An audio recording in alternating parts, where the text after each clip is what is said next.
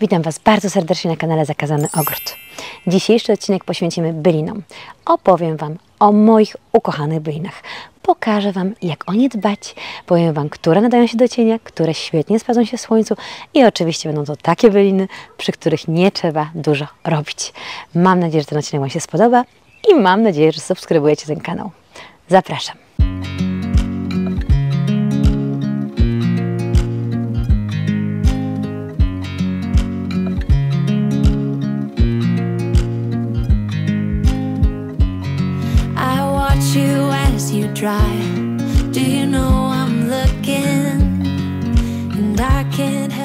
Ci, którzy już mnie znają z tego kanału, wiedzą, że lubię wybierać takie rośliny, przy których nie trzeba chuchać i dmuchać, które świetnie się sprawdzają w większości różnych ogrodów i super szybko rosną. Dlatego bardzo kocham byliny. Byliny fantastycznie się rozrastają, robią szybki efekt w ogrodzie, są naprawdę mało obsługowe. Oczywiście jest też dużo bylin, które kwitną całe lato, o których też dzisiaj powiem. No i mało tego, fantastycznie komponują się z moimi ukochanymi różami. Dobra, to biorę Was teraz, żeby Wam pokazać moje najwspanialsze byliny. Chodźcie. Bylina numer 1, absolutnie moja miłość, to przytacznik kłosowy. Tutaj mamy dwie odmiany, ale zaraz Wam pokażę jeszcze kolejną odmianę, ponieważ przytaczników jest bardzo dużo. Świetnie rosną, są różnej wysokości, możecie mieć mniejsze, większe, natomiast te, które mam tutaj, to są jedne z wyższych i bardziej obficie kwitnących. Ten przytacznik w tym pięknym, mocno takim malinowo-różowym kolorze to przytacznik First Love. I jest to przytacznik, który mam tutaj połączony na rabacie z różą Aspirin Rose. Mimo tego, że ona jest różą białą, fantastycznie kontrastują. I tu są tylko dwie sadzonki. Sadzonki, które w moim ogrodzie pojawiły się w zeszłym sezonie, więc domyślcie się, jak one ekstremalnie szybko rosną. Powiem Wam, że w tym miejscu mam dość sporo słońca, ale od drugiej połowy dnia drzewa, które tutaj są, dają też półcień, więc widząc, jak ten przytacznik sobie radzi, naprawdę jestem nim zachwycona. Drugi przytacznik, który tutaj jest, to jest First Choice. Jest cudowny, pastelowy i myślę, że dla osób, które bardziej wolą takie pastelowe, delikatne kolory, będzie idealny. No ale chcę Wam pokazać jeszcze kolejny, niższy, piękny, fioletowy przytacznik dla osób, które kochają lawendę, szałwię, kociemiętki. Myślę, że on idealnie się sprawdzi. Te dwa fioletowo-niebieskie cuda to właśnie kolejne przytaczniki. To są przytaczniki dosyć niskie. Słuchajcie, kupiłam je jako takie, powiedziałabym, bezodmianowe. Natomiast ekstremalnie szybko się rozrastają. Tutaj jest u mnie ten przytacznik już z dzielenia bylin. Powiem Wam, że przytacznik ma to do siebie, że bardzo łatwo rośnie. Więc jeżeli szukacie takiej byliny, która pięknie ma się rozrastać, łatwo ją później podzielić i mieć jeszcze więcej sadzonek, plus możecie teraz śmiało, jak będziecie już widzieć takie przekwitające przytaczniki, zebrać nasiona. Fantastycznie wysiewają się, bardzo łatwo możecie pozyskać swoje sadzonki z nasion. Także przytacznik to jest moja bylina numer 1. Myślę, że jeżeli oglądacie mój kanał, to absolutnie Was nie zaskoczę kolejną byliną. Jest to oczywiście szałwia omszona. Wzięłam Was celowo na tą rabatę, ponieważ najrzadziej Wam tutaj ją pokazuję. Ona jest tutaj zestawiona z hortensjami, ale też z różami Garden of Roses. Myślę, że to połączenie właśnie róży Garden of Roses, która jest taka lekko morelowa, pastelowa, wygląda rewelacyjnie. Powiem Wam, że właśnie na tej rabacie pierwszy raz kiedyś posadziłam szałwię, kupując ją kilka lat temu, zupełnie tak, wiecie, po prostu jako fioletowe to biorę, bo bardzo lubiłam wtedy fioletowe rośliny w ogrodzie. I to, jak ta szałwia się rozrasta, w jaką wielką kępę, to jest po prostu bajka. Szałwia wysiewa się ekstremalnie dobrze, jeżeli tylko nie macie agrowłókniny lub jeżeli macie na przykład ściółkę, to postarajcie się troszeczkę sobie tą ściółkę rozgarnąć, żeby miała jak się dobrze wysiać, ponieważ ona zawiązuje tutaj nasiona i naprawdę możecie mieć bardzo dużo sadzonek. Ja się naliczyłam ogromnej ilości sadzonek szałwi na innej mojej rabacie. Natomiast gdy ona przekwita, albo możecie ją sobie tak zostawić, bo ona naprawdę pięknie wygląda, też taka lekko, powiedziałabym, ususzona, albo możecie ściąć i ścinamy praktycznie, zostawiając na około 10 cm tuż pod kwiatostanami. Kiedyś ścinałam niżej, ale gorzej odbijała i od kiedy zaczęłam ścinać ją tak właśnie na około 10 cm zauważyłam, że naprawdę dużo lepiej odbija i szybciej, więc praktycznie kwitnie całe lato. Skoro jesteśmy przy szałwiach, nie mogłabym pominąć kolejnej cudownej szałwi, oczywiście bylinowej, czyli szałwi Caradonna. Szałwia Caradonna ma to do siebie, że jest dużo wyższa niż szałwia omszona. Szałwia omszona będzie wyrastać na około 40-60 cm, podczas gdy Caradonna, o moja tycia mi tu przyszła, podczas gdy Caradonna jest naprawdę wysoką, sztywną i tak bardziej pionowo rosnącą szałwią. Powiem Wam, że fantastycznie wypełnia rabaty. Mnie czeka przesadzenie jesienią troszeczkę w głąb, bo faktycznie troszeczkę mi tutaj poprzysłaniała nawet lekko róże, ale jest absolutnie cudowna, nostalgiczna, moim zdaniem fantastyczna. No i co jeszcze z szałwiami? Słuchajcie, jeżeli czy macie szałwię omszoną, czy szałwię Caradonna, szałwie praktycznie możecie ściąć na zimę, możecie ściąć wiosną, ale one zawsze odbijają, są niesamowicie mrozodporne, wyglądają rewelacyjnie, bardzo proste w uprawie i jeżeli jesteście rozkochani w lawendach, ale w Waszym ogrodzie lawendy się nie sprawdzają, szałwia radzi sobie wszędzie i szałwi nie nawoźcie, bo im bardziej będzie nawieziona, im bardziej będzie mieć żyzną glebę, tym bardziej będzie, tak powiedziałabym, po prostu rozchylać i tworzyć szerszy wachlarz niż taki sztywny. Bylina numer 4 to oczywiście jeżówki. Moje w tym roku zaczęły dużo wcześniej kwitnąć, ale jeszcze to nie jest całe show, które potrafią pokazać. Koniecznie obejrzyjcie sobie na kanale odcinek z zeszłego roku o jeżówkach. Opowiadam o różnych odmianach jeżówek, natomiast ta właśnie najprostsza odmiana najlepiej się wysiewa i w tym roku po prostu naprawdę dziewczyna zaszalała. Zobaczcie, pokażę Wam zaraz, jak wygląda u mnie teraz rabata właśnie z tą jeżówką. Oczywiście będę ją rozsadzać, natomiast myślę, że tutaj spokojnie może się takie pole jeżówek zrobić. Jest jeszcze na to miejsce, świetnie się komponuje z kocimiętką, świetnie się komponuje z lawendą, praktycznie z większością kwiatów. No i ja mam też taki trik, który już Wam kiedyś zdradziłam, ale przeważnie, gdy ona zawiązuje nasiona, urywam sobie główkę i te główeczki takie w szczępkach, powiedziałabym, wkładam sobie lekko w ziemię. Tak wiecie, po prostu wbijam rączką na tych rabatach, na których chcę, żeby te jeżówki rosły.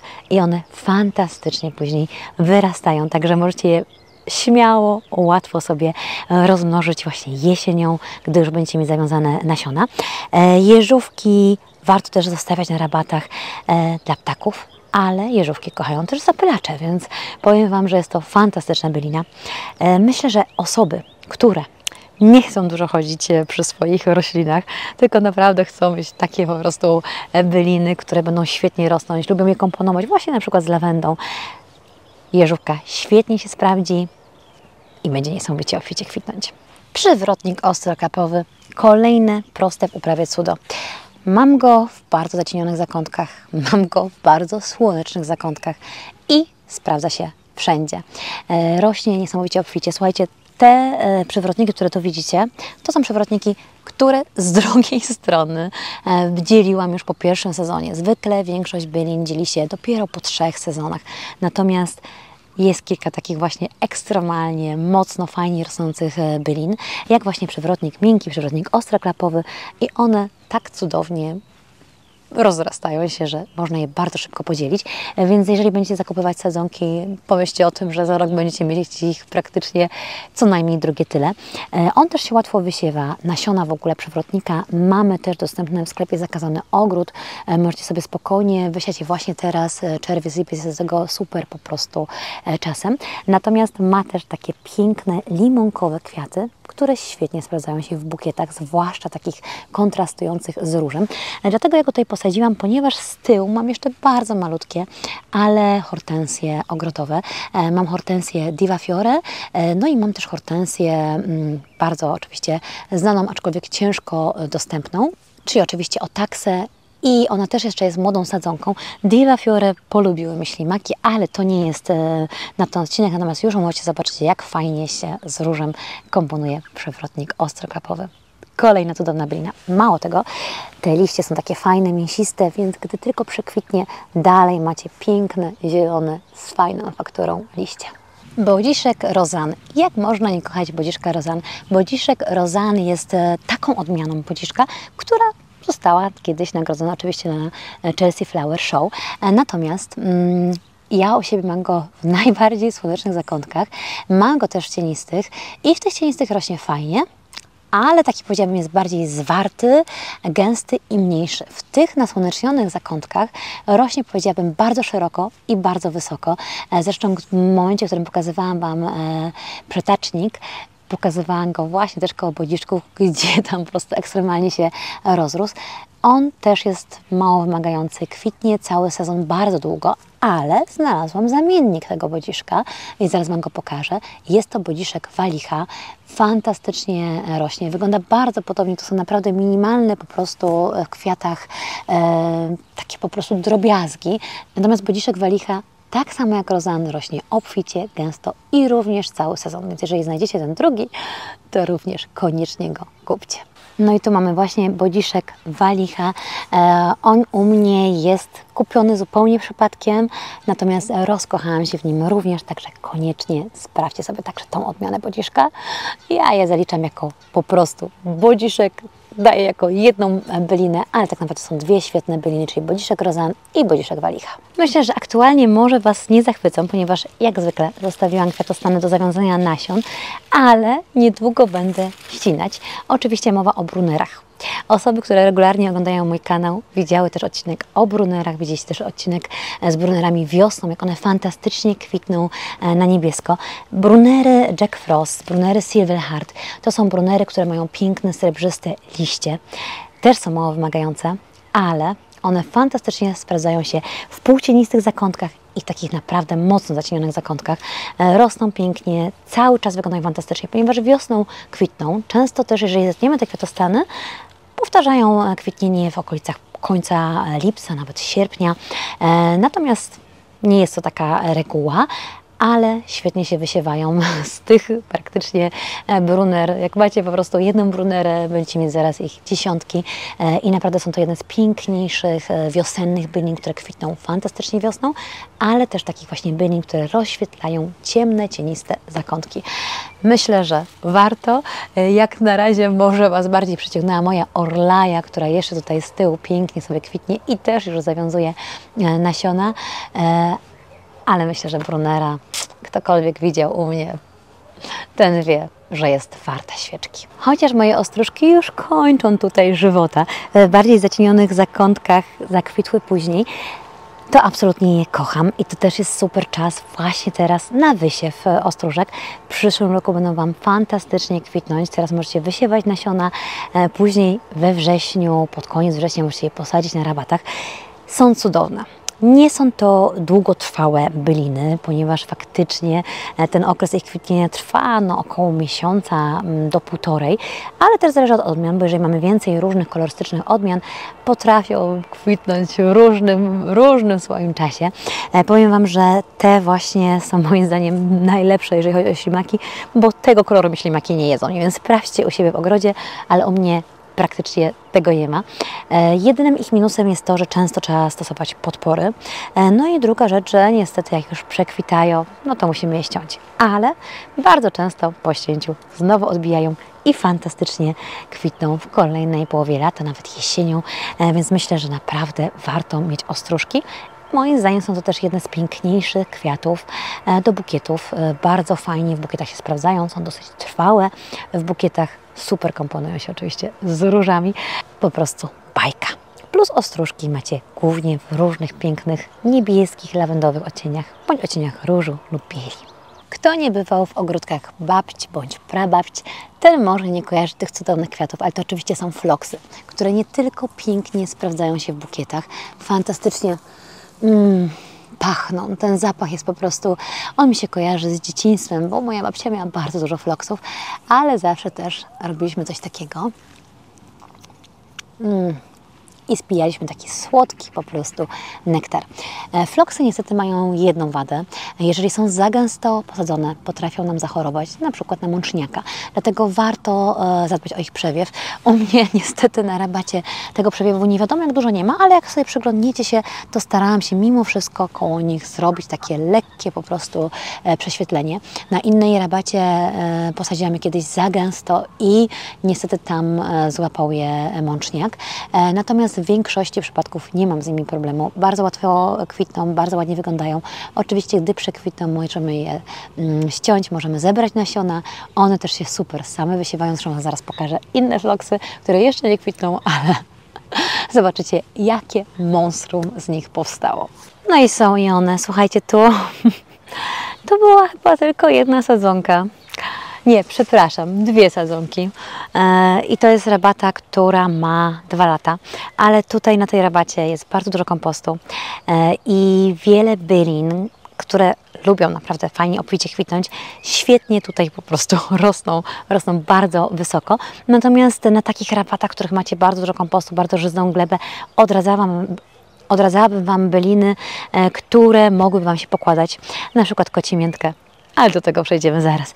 Także jak widzicie, tu niedługo będzie szał floksowy.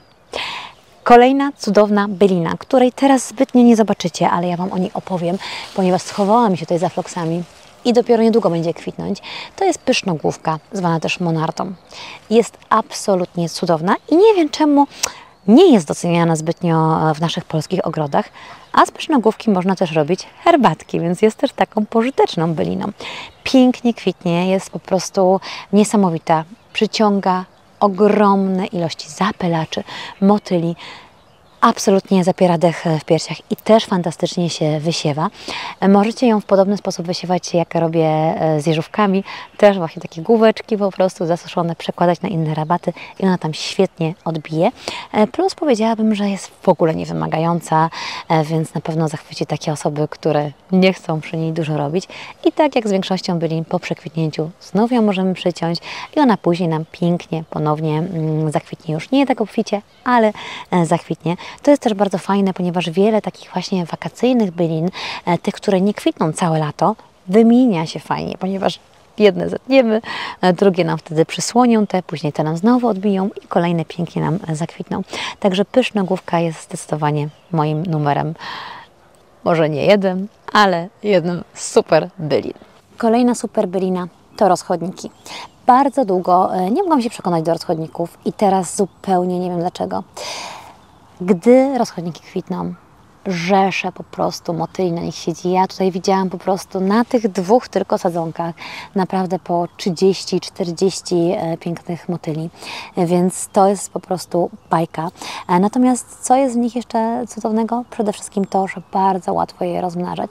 Możecie je rozmnażać wkładając je do wody, ale ja bardzo często po prostu biorę sobie taką sadzoneczkę wiosną, ucinam, gdy jeszcze jest wilgotna gleba, obrywam dolne listki, pokazywałam Wam to zresztą też na filmach i wsadzam sobie na rabacie i tak właśnie kolejna część rabaty również z tymi rozchodnikami jest. One są bardzo fajnie sztywne, tu jest taki, wiecie, bardziej półcień bym powiedziała, może nawet cień, natomiast świetnie służą jako wsparcie dla innych roślin, więc możecie je też super wykorzystywać na przykład przy hortensjach Annabelle, jeżeli macie je właśnie takie bardziej wiotkie, one będą tworzyć super stelaż. Kolejnym plusem jest to, że ich kwiatostany tak pięknie zasychają, że fantastycznie dają się do suszonych bukietów. Nie byłabym sobą, gdybym nie powiedziała o moich ukochanych kocimiętkach. Na tej rabacie mam kocimiętki Walker Slow. One dorastają do około, tak mi się wydaje, 60 cm. Natomiast z drugiej strony mam niższe KitKat. Myślę, że to jest około 40, maksymalnie 50 cm. Natomiast obydwie odmiany są cudne, aczkolwiek w tym roku Walker Slow mi się tak rozszalała, że naprawdę byłam w szoku, bo miałam wręcz wrażenie, że dorasta do takich wysokich odmian typu Six Hills Giant. Six Hills Giant mam na środku rabaty i powiem Wam, minus kocimiętki jest jeden. Ona się ekstremalnie wysiewa. Ekstremalnie, więc nie ma sensu kupować dużej ilości sadzonek. Po pierwsze dlatego, że Wam się świetnie wysieje, po drugie dlatego, że bardzo szybko się rozrasta i można ją dzielić. Natomiast moim zdaniem tworzy takie, wiecie, piękne, malownicze przejścia po ogrodzie i dlatego uwielbiam ją właśnie przy takich krawędziach sadzić, ewentualnie mieszać ją z szałwią omszoną. Uważam, że to wygląda fantastycznie, natomiast no powiem Wam, że na rabacie na której mam bardzo dużo kompostu, rabacie na kartonach. Ona tak ekstremalnie się rozrosła, że w tym roku po prostu ścięłam ją przez połowę, mimo tego, że zwykle jej nie przycinałam, więc jest naprawdę plus albo minus, zależy co dla kogo. Co jest takiego jeszcze bardzo ważnego z kocimiętką? Przede wszystkim kocimiętki kwitną długo i szybko zakwitają. Macie je już praktycznie od maja i tworzą rewelacyjny efekt. Kolejna bylina, której teraz nie zobaczycie, bo już przekwitła, ale zawiązała nasiona, więc teraz możecie właśnie te nasiona zbierać, czy na przykład sobie zamówić takie nasiona. To jest oczywiście orlik. Zaraz Wam pokażę, jak on wyglądał fantastycznie w maju, gdy kwitł. Orlik jest przede wszystkim taką byliną, która kwitnie jako jedna z pierwszych. Więc na pewno zachwyci Was w maju, jak fantastycznie wygląda. Jest absolutnie cudowny, bardzo łatwy w uprawie i bardzo ekstremalnie się sam też wysiewa. Bardzo łatwo jest go też wysiewać z nasion, więc spokojnie możecie sobie zamówić nasiona. U nas macie właśnie ten Nora Barlow, który ja tutaj mam na rabacie, ale macie też orlik kiragami. On już jest taki bardziej, powiedziałabym, mi się to kiragami kojarzy jak origami, ponieważ jest taki bardziej, właśnie ma takie kwiaty jak złożone po prostu z jakichś karteczek, dwukolorowe najczęściej, albo niebiesko-białe, albo czerwono-białe, albo też ma takie właśnie żółte. Coś cudownego. Na pewno Wam go polecam i polecam go też do kompozycji z kocimiętkami, a później, gdy przekwita, można go poczekać, aż zawiąże nasion, albo po prostu ściąć, żeby nam nasion nie zawiązywał, jeżeli nie chcemy mieć go za dużo w ogrodzie. Te frędzlowate liście, które mi się teraz trochę schowały za werbeną patagońską, którą swoją drogą muszę stąd po prostu wyplewić, bo się wysiała centralnie na przodzie rabaty, aczkolwiek, wiecie, mnie trochę kusi, żeby ją zostawić. No dobra, ale przejdźmy do rzeczy. Te liście to jest wielosił. I to jest absolutnie kolejna bylina, która wygląda rewelacyjnie w maju i czerwcu. Ja go kiedyś kupiłam przypadkiem w postaci jednej sadzonki, ale w tym roku dokupywałam już kolejne i te, które dokupiłam, kwitną mi jeszcze teraz, więc to jest zabawne. Natomiast ja Wam pokażę, jak wygląda taka właśnie młoda sadzonka, a jak ona wygląda praktycznie po roku. Pokażę Wam, jak on też pięknie kwitnął. Absolutnie jedna z cudowniejszych bylin, bardzo mało znanych, wydaje mi się, ale maj, czerwiec należy do niej i uważam, że warto ją mieć, zwłaszcza też przez to, że ma takie naprawdę fajnie ozdobne liście, więc po przekwitnięciu dalej wygląda rewelacyjnie. No i też bardzo łatwo się wysiewa, bardzo łatwo się go dzieli, jest absolutnie mało wymagający, świetnie mrozoodporny, po prostu czarujący. Kolejna bylina to krwawnica. Słuchajcie, ona tutaj mi się troszeczkę zmieszała z naparstnicą, ale ta naparstnica jeszcze tutaj zostaje ze względu na to, że tu znowu czekam, aż będą nasiona. I ta krwawnica dopiero zaczyna kwitnąć. Słuchajcie, ekstremalnie szybko rozrastająca się bylina, też mocno się wysiewająca, więc jeżeli nie chcecie, żeby ona się mocno wysiewała, to koniecznie jak zaczyna przekwitać, zetnijcie jej kwiatostany. Moim zdaniem wygląda fantastycznie na tyle rabaty. Pięknie, naprawdę pięknie kwitnie. Zobaczcie, ona już tutaj zaczyna powolutku mieć takie piękne kwiatuszki, bardzo delikatne, bardzo takie szczępiaste. No jest to też taka, powiedziałabym, może trochę inwazyjna bylina, ale da się ją trzymać w ryzach, wystarczy ją po prostu wcześniej ścinać. No i tak naprawdę ją możecie już dzielić właśnie po roku, podobnie jak kocimiętki. Dla niektórych to jest minus, dla niektórych to jest atut. Dla mnie jest to naprawdę fajny atut, zwłaszcza, że jeszcze wiele z tych bylin będę mogła na farmę zanieść. Myślę, że kto ma takie ekstremalnie też zacienione zakątki, ten z pewnością docenia żurawki. U mnie żurawka jest w donicy, jest też na rabatach posadzona właśnie w takich zacienionych miejscach. Natomiast te w donicy absolutnie super sprawdziły się przy wejściu do domu, przy którym zwykle mam naprawdę mocny problem z roślinami, ponieważ większość roślin w tak mocnym cieniu nie daje rady. A żurawki są rewelacyjne. Są różne odmiany. Tutaj Wam powiem, że nawet nie wiem do końca, którą odmianę mam, ale większość odmian albo różni się właśnie liśćmi, wysokością i oczywiście też kolorem kwiatostanów. Bardzo mi się podobała jedna taka kwitnąca na różowo. Te kwitnące tutaj na biało, w pięknymi takimi sezonowymi liśćmi wyglądają fantastycznie i super sprawdzają się na każdym zacienionym zakątku i na każdej glebie. Więc jeżeli też szukacie kolejnej takiej bezobsługowej, łatwej praktycznie byliny, która super poradzi sobie w zacienionych zakątkach, to myślę, że żurawki są absolutnym must have. Skoro jesteśmy już przy zacienionych zakątkach, myślę, że absolutnie nie można zapominać o hostach. Hosty również fantastycznie dają radę naprawdę w mocnym cieniu i macie tyle odmian hostów. Od takich właśnie zielonych, ciemnych, intensywnych liści, od takich, które mają białe paseczki, od takich bardziej żółtych i od takich, które rosną naprawdę potężnych rozmiarów. Ja mam tutaj naprawdę ciężkie miejsce, ponieważ to jest miejsce pod lipą i bardzo często się mówi, że pod lipą nic nie rośnie, ale jak widać hosty dają tu radę i co ciekawe, daje tu też radę brunera. Tu akurat nie jest taka właśnie srebrzysta brunera. Ja myślę, że jeszcze troszeczkę tutaj bruner tych moich pięknych podosadzam, zwłaszcza, że się fajnie rozsiały, ale myślę, że właśnie takie przepiękne byliny, które świetnie sprawdzają się w cieniu, to przede wszystkim właśnie hosty, żurawka, oczywiście brunery. No i myślę, że dobrze sobie radzi też rozchodnik, dobrze sobie radzą też floksy, o dziwo, które w słońcu też świetnie kwitną. Jestem bardzo ciekawa, czy jesteście tak jak ja rozkochani w bylinach. Jakie byliny macie? Jakie byście jeszcze polecili? Ja naprawdę ten odcinek mogłabym jeszcze zrobić dłuższy, bo naprawdę bylin jest bardzo dużo cudownych, ale dzisiaj chciałam się zamknąć właśnie w takich moich aktualnie ukochanych. Być może za rok będą jeszcze inne ukochane. Dziękuję Wam za dziś. I jeżeli ten film Wam się podobał, to koniecznie dajcie łapkę w górę i zasubskrybujcie ten kanał.